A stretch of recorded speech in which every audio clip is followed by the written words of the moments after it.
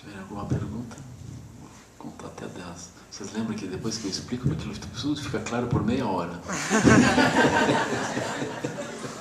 Depois eu vou sair daqui. Some tudo. Amanhã está na internet.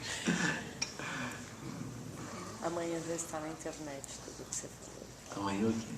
A gente está ficando rápido. É.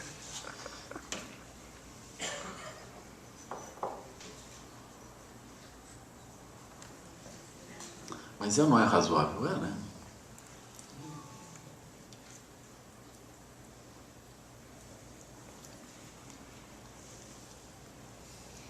Como estabilizar? Eu já vi com isso pronto. Eu sabia que ia acontecer isso. Se ninguém perguntou, pergunta.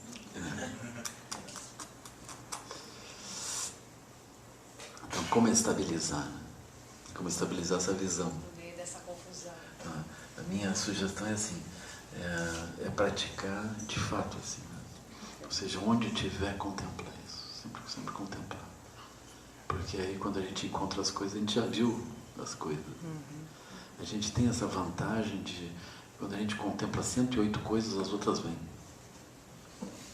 Bem que os tibetanos, eles são um pouco mais, como é que eu vou dizer assim, um pouco mais cautelosos. Eles dizem que é preciso contemplar 1.200.000 vezes. Não é 108, 1.200.000. Tem esse número mágico, né? 1.200.000 vezes. O Rinpoche, às vezes, ele sugere 10 milhões de vezes. 3 milhões de vezes. Mas é uma questão de... Se vocês conseguiram ver uma vez... Isso é chamado oferenda de Samantabhadra. Oferendas a Samantabhadra. Então, o universo todo ele se transforma em nuvens de oferendas a Samantabhadra. Samantabhadra é o Buda primordial. Então, esse olho de reconhecer as coisas surgindo desse modo é o olho do Buda primordial. Aí, quando nós exercemos esse olho diante das coisas que parecem sólidas e vemos as coisas que parecem sólidas com esses olhos, nós estamos fazendo oferendas a Samantabhadra. Como oferendas de mandala, Samantabhadra. Aí são nuvens de oferendas que se elevam. Mas se a gente não quiser essa linguagem poética, não faz diferença nenhuma. A gente só está olhando as coisas com um olho de lucidez. E é necessário fazer múltiplas vezes, assim, não perder a oportunidade. Se vocês à noite forem surpreendidos por algum sonho que pegou vocês, que maravilha, que maravilha. Aqui uma região que eu preciso olhar de novo. Liberam aquilo. Vocês também podem usar a inteligência dos outros para ajudar nisso. Ou seja, vocês ajudem os outros nas suas complicações. Aí vocês treinam nas complicações em geral. Assim. Aí é uma boa coisa. Onde tiver um problema insolúvel, a pessoa traz um problema insolúvel. Aí vocês olhem aquilo com cuidado. Vejam por que é insolúvel para aquela pessoa e não é para vocês. Aí se vejam vocês mesmos vivendo aquela dificuldade. Que seria?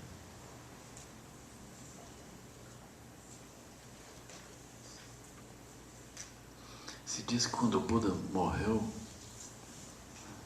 quer dizer, o Buda não morre, né? Quando o Buda passou para o Parinirvana, quando veio o Parinirvana do Buda, ou seja, o Buda abandonou o corpo e se manifestou como Dharmamegha. Agora, o Buda está na forma de Dharmamegha.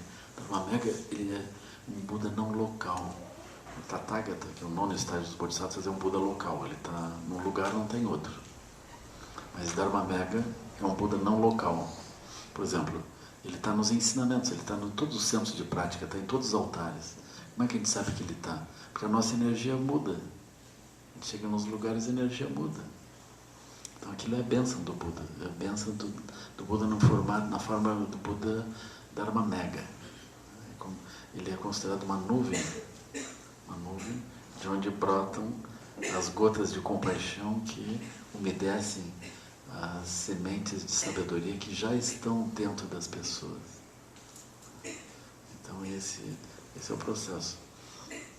Aí quando nós olhamos esse aspecto do Dharma Mega, a gente entende como que o Buda se manifesta dessa forma sutil. Aí quando o Buda atingiu o Parinirvana, atingiu essa imagem, as pessoas tinham uma aflição. Por quê? Porque o Buda desapareceu. Aí volta ao mesmo lugar onde o Buda sentava e o Buda não está ali. Aquilo, pá, horrível.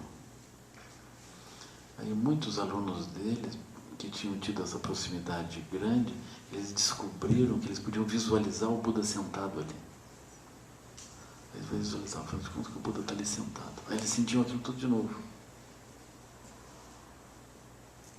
Que foi muito interessante. Aí eles visualizavam o Buda e sentiam a presença do Buda e as bênçãos do Buda.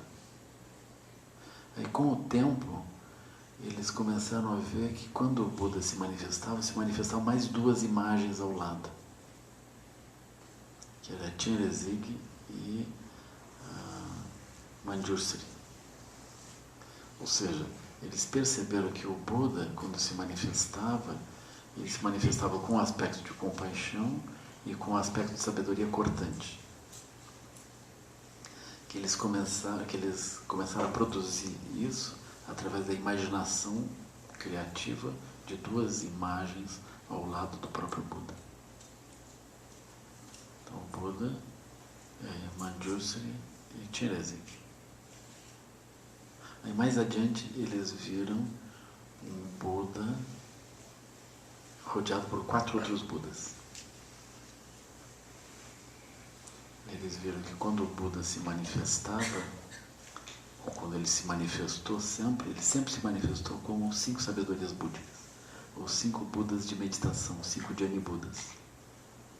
Então o Buda, aquilo podia ser diferentes Budas no centro, mas uma das mandalas é o Buda de cor branca no centro. Aí Vairocana ao centro. Rodeado de um Buda azul, Buda amarelo, vermelho, Buda verde. 5 sabedorias. Então isso também é a descrição da mente do Buda. Então, os bons praticantes da época do Buda, meditando, eles terminaram vendo que cada vez que o Buda se manifestava, ele manifestava sempre 5 sabedorias. Sabedoria de entender o outro no mundo do outro, sabedoria de manifestar uma energia positiva para beneficiar o outro, né, que era a energia que sustentava o próprio Buda. A sabedoria de saber o que é apropriado, o que não é apropriado para o outro, de não causar sofrimento, de causar benefícios e de absorver negatividade. E a sabedoria da transcendência natural de todas as circunstâncias. Mais adiante nós tivemos a manifestação vinda do Buda primordial na forma de Vajrasattva, que corresponde ainda à situação de que nós podemos olhar qualquer coisa, seja ela positiva ou negativa, e reconhecer naquela manifestação a expressão da natureza do Buda primordial, que constrói as aparências das coisas. Portanto, nós podemos tomar qualquer experiência, seja ela positiva ou negativa, aflitiva, ou seja o que for, como uma experiência que nos permite, se nós olharmos de forma suficientemente profunda, localizar a natureza primordial, que é a nossa própria natureza. Portanto, nós não precisamos mais escolher se as coisas são favoráveis, sorridentes, benignas, coloridas ou pretas, como elas forem. Qualquer manifestação nos permite ver a natureza primordial. Então, essa sabedoria, uma sexta sabedoria, a sabedoria de Vajrasattva.